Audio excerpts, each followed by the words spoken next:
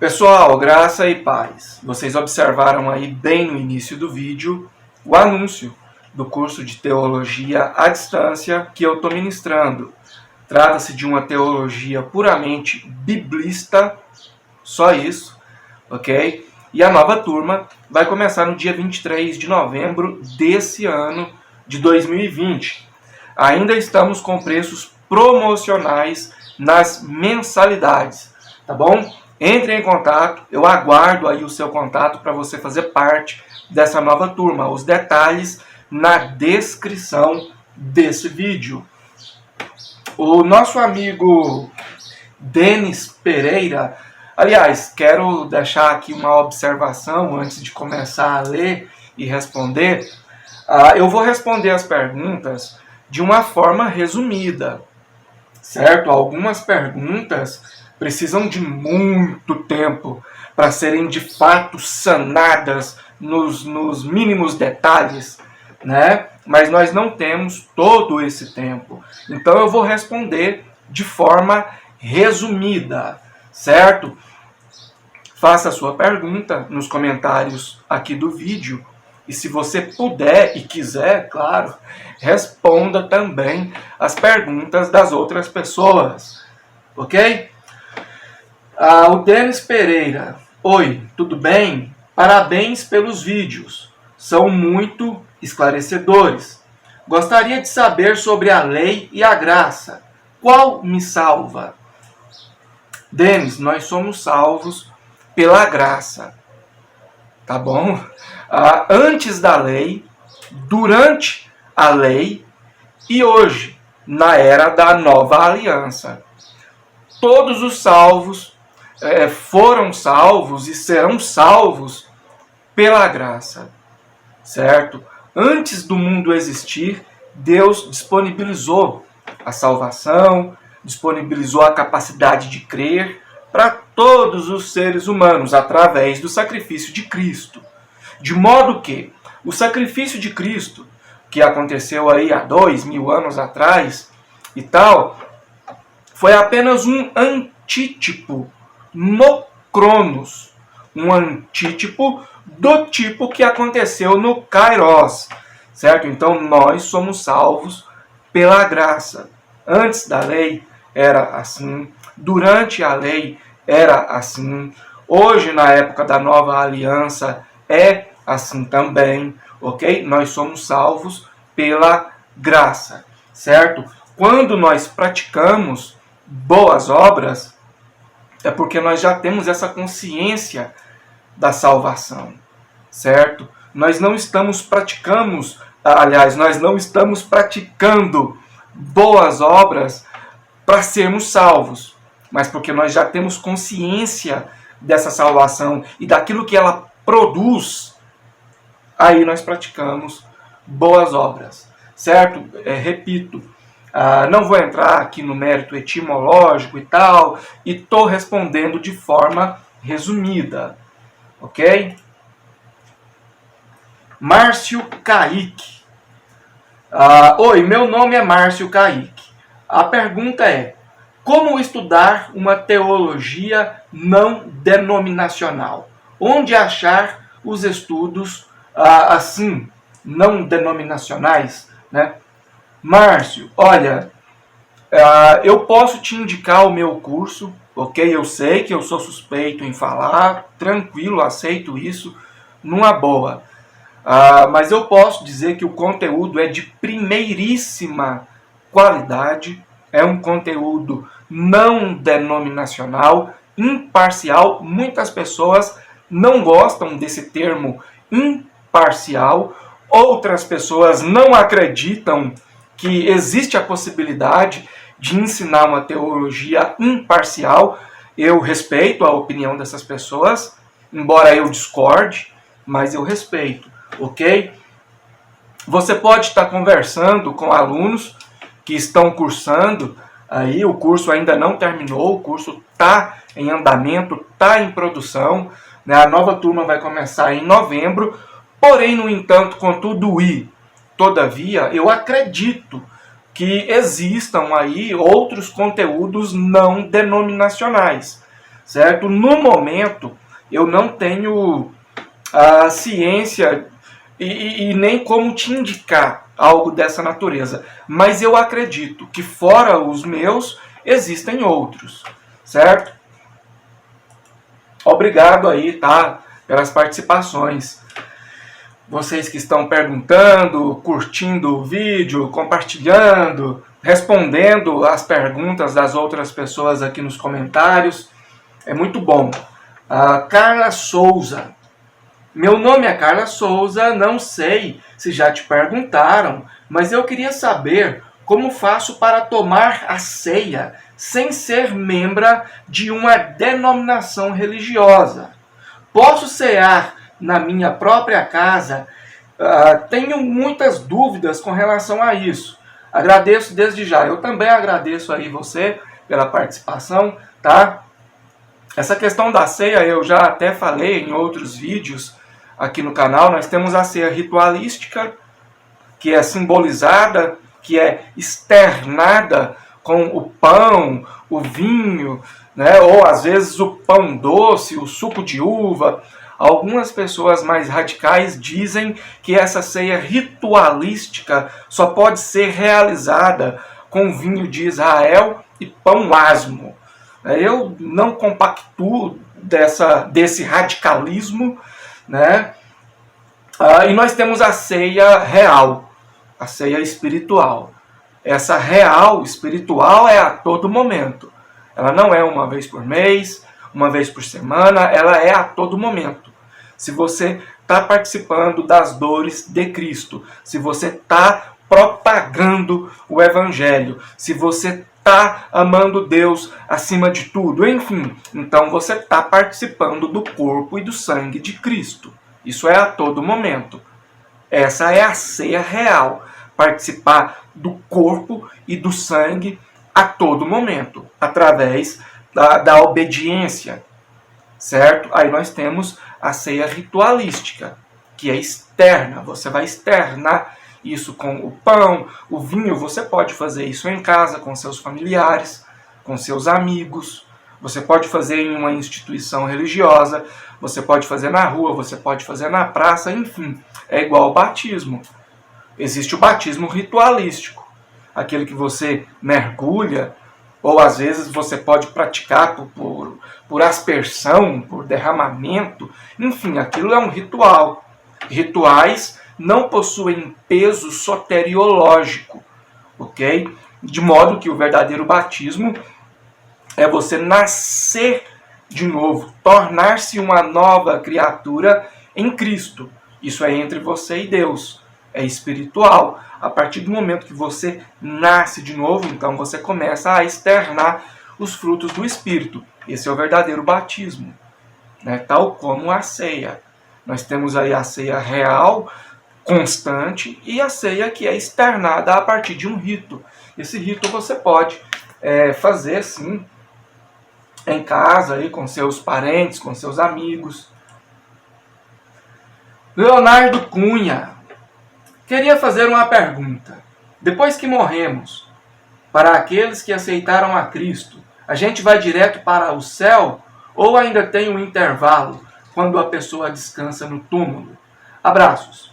Leonardo, esse assunto ele é complicado, não dá para responder todo ele com detalhes em uma resposta curta, certo? Mas veja bem, nós morremos aqui no Cronos. O nosso espírito volta para Deus no Kairos. Lá não existe tempo. Kairos, Kairosfera, total ausência de tempo.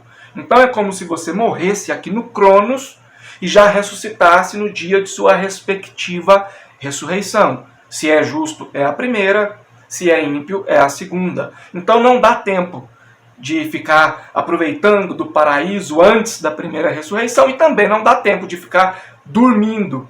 Ou seja, a partir do momento que você morre, seu espírito é transportado, é trasladado para o Kairos. Para nós aqui no Cronos, podem se passar 1 milhão de anos. No Kairos não existe tempo.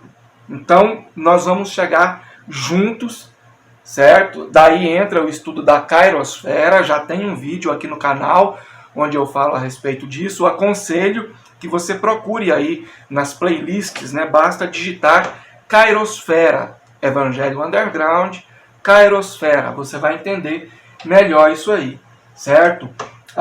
Não existe condenação antes da sentença e não existe gozo no paraíso antes da primeira ressurreição. Eu sei que muitas pessoas vão discordar, vão usar versículos isolados, vão usar aquela passagem do Lázaro e rico. Inclusive, já expliquei essa passagem também no livro Eclésia e Reforma Já, volume 2. Se eu não me engano, já expliquei aqui no canal também. De modo que, se você não entender a cairosfera, você vai ficar sem compreender. A pessoa fica acordada depois da morte, ou ela fica dormindo. Você precisa entender o fator cairosfera. Aí você vai ver como seus olhos vão enxergar mais adiante, acerca desse tema. Então é isso, você morre aqui no Cronos e é como se você morresse aqui agora e já despertasse no dia da sua respectiva ressurreição, certo? Paulo Henrique. E para batizar em nome para batizar em nome do Pai, Filho e Espírito Santo, ou em nome do Senhor Jesus? Olha, você vai ver os apóstolos batizando em nome de Jesus, tem um versículo no Evangelho de Mateus e de Marcos também, se eu não me engano, lá onde fala acerca de batizar em nome do Pai, do Filho e do Espírito. Existe uma controvérsia em torno disso. Ao que tudo indica, de fato, esse versículo ele foi adicionado. Ele não é verídico, ele não está nos melhores manuscritos. Ok? Então nós vamos ver os apóstolos batizando em nome de Jesus. Certo? Eu acredito que existe o Deus, o único Deus. Acredito que existe o Filho, que é o Filho do Deus, o único Deus. Esse Filho não foi criado a partir de algo. Esse Filho ele foi externado do Deus. E existe o Espírito Santo de Deus, que é o Espírito do Deus. Eu não creio na Trindade aos moldes tertulianos, ok? Então, eu acredito que o batismo ele deva ser feito aí de fato em nome de Jesus, porém, eu não descarto o batismo ritualístico que é feito em nome do Pai, do Filho e do Espírito Santo, certo? O batismo real, como eu já expliquei, é você nascer de novo em Cristo, sendo uma nova criatura. É você externar os frutos do Espírito, certo? Com relação ao rito, já é outra coisa.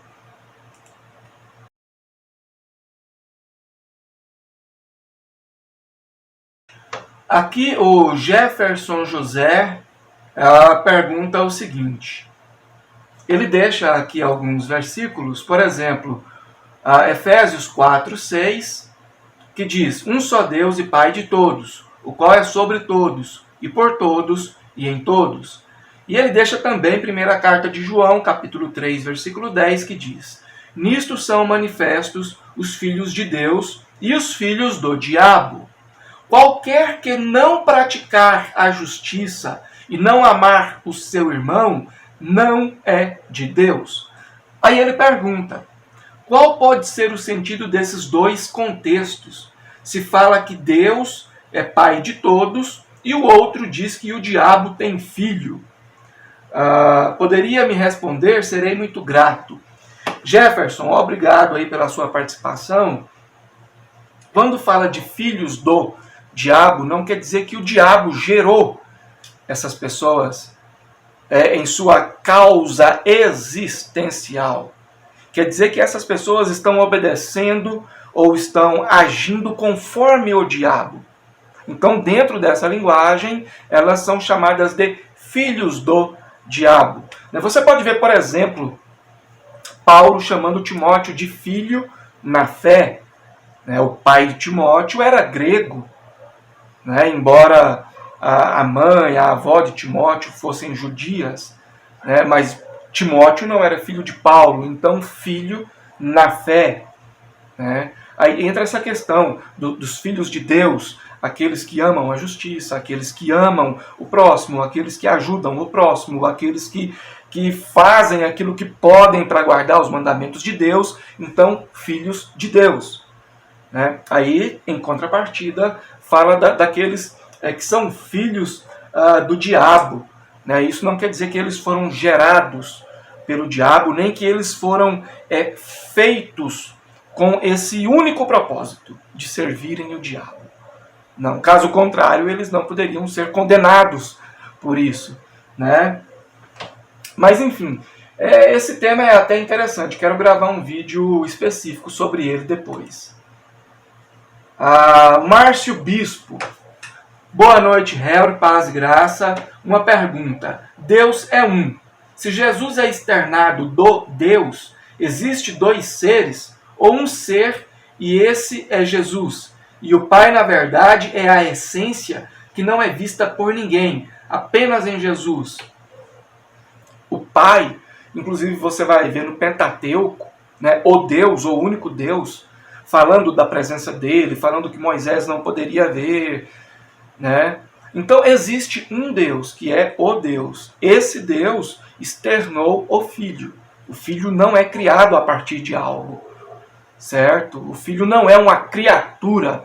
E por causa do Filho, Deus fez tudo por causa dele e através dele, certo? De modo que o monoteísmo continua intacto, certo? Deus continua sendo único. Então nós temos Jesus, que é o Filho do Deus. Deus ainda continua sendo o Deus para Jesus, né? Repito, eu não creio na Trindade aos moldes de Tertuliano, certo? Então o monoteísmo continua intacto, certo? Não existem dois deuses. E o Espírito Santo é o Espírito Santo de Deus, né? Sobre essa questão da Trindade, não adianta tentar explicar assim com poucos detalhes, né? Por isso que eu quero gravar uma série de vídeos sobre esse tema. Aí nós vamos abordar versículo por versículo e seu devido contexto e etimologia. Aí vai ficar mais claro, né? Robson Oliveira diz o seguinte: o que você acha das revelações do livro de Enoque? Você o considera um livro inspirado, apesar de não estar no cânon bíblico? Você acredita que foi escrito pelo próprio Enoque, que era o ancestral de Noé e que foi arrebatado? Deus abençoe. Deus abençoe você também, Robson. Olha, eu não acredito que o livro de Enoque foi escrito por Enoque. Eu não acredito nisso. Porém, eu acredito que muitas coisas que estão no livro de Enoque foram ditas pelo próprio Enoque, e isso foi passando de geração em geração, através da tradição oral, ok? E acredito que muitos desses trechos que estão no livro de Enoque e que foram ditos pelo próprio Enoque, de fato são inspirados por Deus. Tanto é que você vai ver o apóstolo Pedro citando, você vai ver Judas falando de Enoque, Judas, versículos 14 e 15, falando de Enoque. Você vai ver uma semelhança muito grande entre o Apocalipse e algumas passagens do livro de Enoque, que é bem anterior ao livro do Apocalipse, né? Aquela questão de Gênesis, capítulo 6, né? Que fala dos Benai Elohim, né? Filhos de Deus. Essa expressão Benai Elohim, ela aparece para classificar os filhos de Deus, os anjos. Então você vai ver a Bíblia dizendo que aqueles anjos, eles abandonaram o céu, abandonaram o seu habitat natural. Então eles cometeram o pecado da imoralidade sexual, certo? Você vai entender isso melhor lendo o livro de Enoque. Isso não quer dizer que todo o livro de Enoque foi inspirado, mas quer dizer que os trechos do livro que estão na Bíblia, nós podemos entender que foram inspirados, certo? Caso contrário, a Bíblia estaria trazendo coisas não inspiradas, certo? Então a Bíblia endossa trechos do livro de Enoque, certo? Por exemplo, Paulo cita Epimênides. Se eu não me engano, nele nos movemos, nele existimos e tal. Isso não quer dizer que o livro de Epimênides, ou toda a obra de Epimênides, onde esse trecho existe, é inspirada. Não quer dizer, mas quer dizer que esse trecho serve. Por isso está na Bíblia. Certo? Por exemplo, Atos 20:35, você vai ver o apóstolo Paulo falando que Jesus disse que é melhor dar do que receber. Se eu não me engano, isso não se encontra nos evangelhos e tal, né? Mas não quer dizer que não é inspirado. E não quer dizer que, vamos supor, alguém encontre um livro daquela época, e nesse livro está escrito isso que Jesus disse, é melhor dar do que receber. Isso não quer dizer que todo esse livro é inspirado por causa disso, mas esse trecho serve, esse trecho é inspirado, tanto é que ele está na Bíblia, certo? Então, eu acredito que o que nós temos no nosso cânon é o essencial para a salvação, mas se você quer aprender sobre coisas mais complexas, principalmente com relação a esses anjos e outras coisas, o livro de Enoque é essencial. Inclusive, o livro de Enoque fez parte do corpus bíblico judaico, né, até mais ou menos ali o início do século III. O livro de Enoque faz parte do cânon etíope. Né? Todavia, em termos de escrita, eu acredito que não foi Enoque que escreveu. Mas você vai ver até na época da patrística, pais da igreja, citando Enoque. Você vai ver Irineu, você vai ver Taciano, você vai ver o próprio Tertuliano, que trouxe a ideia da Trindade. Né? Uns vão dizer que ele sistematizou aquilo que já estava escrito. Enfim, não vou entrar nesses detalhes. Né? Mas muitos pais da igreja defendiam, citavam o livro de Enoque. Né? Resumidamente falando, é isso, certo? Eu estou produzindo um e-book, um micro e-book sobre o livro de Enoque, comentado verso por verso, certo? Comparado com a Bíblia. Mais para frente eu trago aí as novidades. E aguardem aí as outras partes desse vídeo. Tem outras perguntas aqui para serem respondidas. Né? Se você puder, responda também as perguntas das pessoas que serão feitas aqui nos comentários. Eu te aguardo no curso. Faça parte do curso. A nova turma vai começar no dia 23 de novembro desse ano, de 2020. Os detalhes, o passo a passo na descrição desse vídeo, certo? Que Deus continue te abençoando e abençoando toda a sua família. Obrigado por tudo. Até a próxima.